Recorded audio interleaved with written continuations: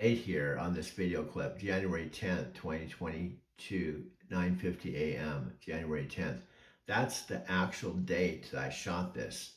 Now, the grave itself is Carol Cook, who shot and killed herself December 30th, 1976. She was born October 16th, 1953. And this book beside her grave, I have it here today, although it's falling apart. I set it next to her gravestone because I was in Encinitas from December 31st, 2021, all the way through April of 2022. But note the date. This was approximately 10 days after I arrived in my van in Encinitas. You can see the date. And this book is actually very significant as far as my backstory. The problem is I have so much of a backstory now that I'm 71. My friend Chicago has said my videos are too long. They're all over the place. I told my mother, who I'm now living with and have been since October 22nd, October 22nd, 2025.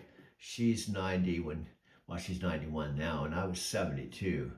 I've been telling my mom my whole life story since I've been living with her, and frankly, I'm telling her some things, even though she's my mother, that she doesn't even know about.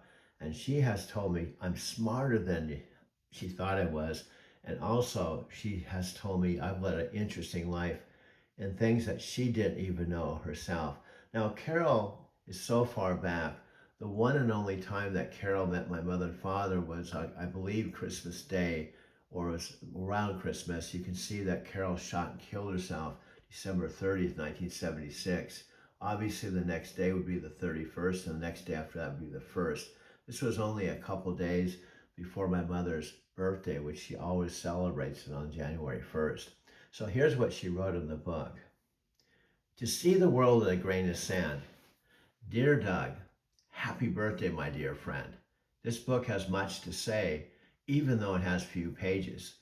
I hope it will inspire you to more dreams and finally fulfill dreams. One quote I feel fits both of us in our pursuit of our careers is, whatever thy hand findeth to do it with thy might. Whatever we decide in our lives, let's do it well and for our satisfaction and sense of well-being. I hope your birthday is a joyful one. I'll be thinking of you. Love, Carol. This is on my birthday. If you look at the date, it's my 23rd birthday. And at the time, I had moved out. I had left home at 19, so it was approximately 4 years after I left home. And when I met Carol, basically, I was working for SDG&E, and I was in my prime, more of my really prime. I was driving a TR6 sports car. I was going to a Kung Fu class 3 times a week and training with Navy SEALs, full contact Kung Fu.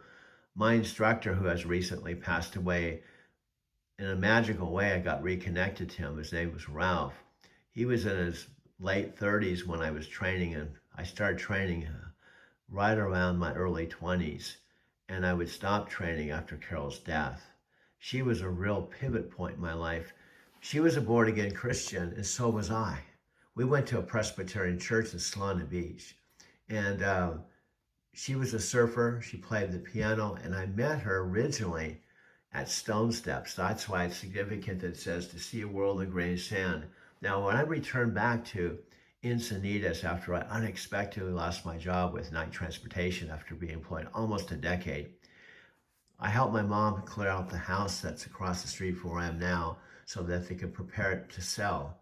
Also, I said this on another video, I gave up my 2017 white Subaru Impreza straight across for a van. And my whole life pivoted and absolutely went from a total green light zone, as Matthew McConaughey would say, to a total, you could say a yellow light is a transition pivot point where your whole world falls apart and it goes from a green light to a yellow light, and then ultimately, potentially sometimes a red light that stops you in your tracks. Now, Carol's death, I tried to work for a whole year with SDG&E. I tried, and then one day, it was the weirdest thing I've ever experienced, and you would have to be me to understand even what I'm talking about. But one day after trying to work, my whole soul, my whole spirit, everything in me was saying, I'm leaving, almost like it was leaving my body. I'm leaving. I'm out of here. If you want to come, great. If you want to stay here, that's your decision. And so at that point, I called SDG and I said, I'm not coming back to work anymore. And they said, they knew about Carol's death. She shot and killed herself in her brother's apartment in Long Beach. She saw me on a Tuesday night at her apartment and said, I love you, but I may never come back. I may never come back or see you again. Well, the words were more or less, I love you, but I may never see you again. On Wednesday, I tried to call her, and there was like a force that saying, let me go, let me go. And I couldn't call her. And then Wednesday night, I dreamt that she shot and killed herself. It was like a bad dream. On Thursday, my understanding, because I found out later the next day, she did shoot and kill herself in her brother's apartment in Long Beach with a loaded .22 rifle that he kept in the closet. What was interesting is 3 weeks before she shot and killed herself, she took an overdose of pills and tried to kill herself but didn't succeed.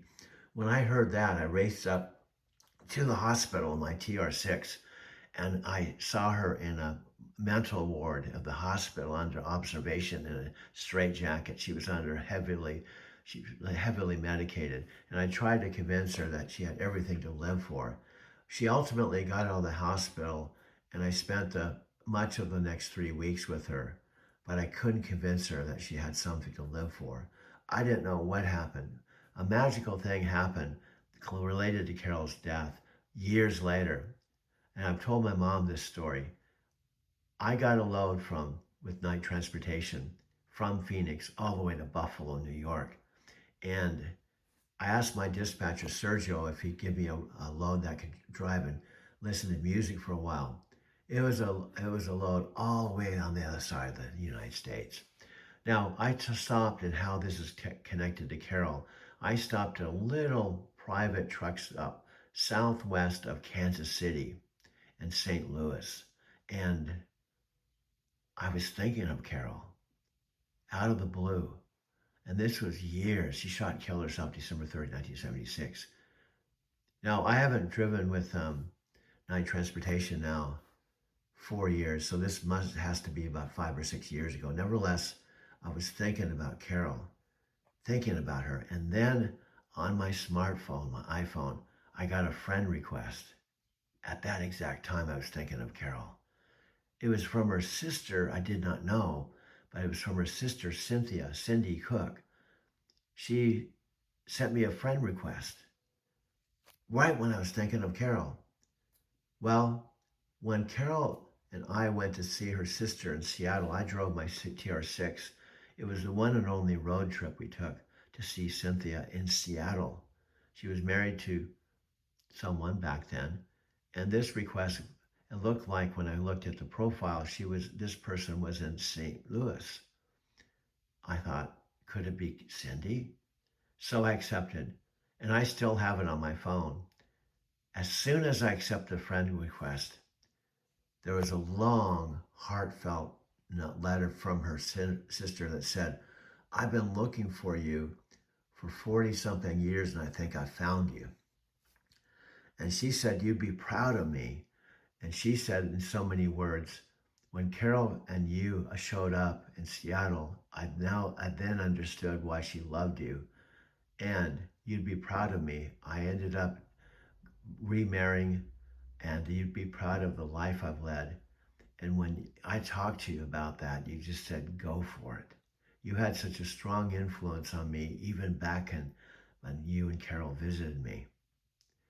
And then I looked, she gave me her email, her phone number, and of all places she could be, she was in St. Louis area, a few miles, about 20 miles from a truck stop, Mr. Fuel. I was planning my next stop.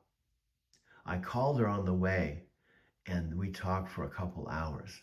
She would end up coming to that truck stop. I've got to look through my photos. I got a photo of her in my truck, and she ended up taking a big box of pictures. Many of the pictures I have of Carol were from her.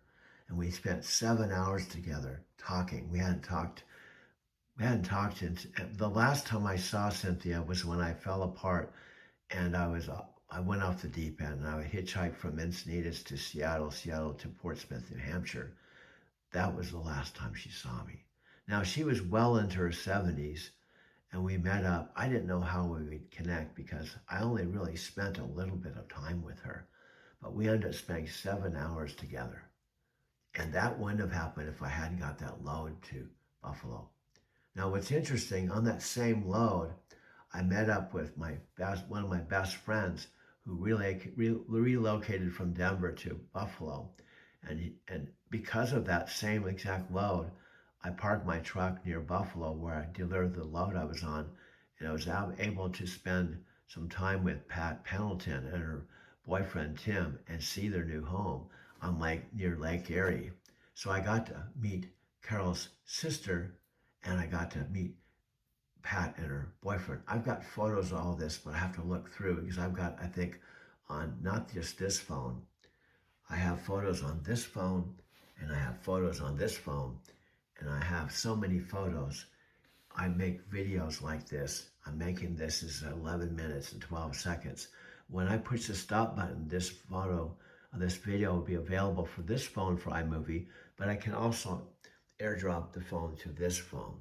This is a 2 terabyte phone. This is a 500 gigabyte phone.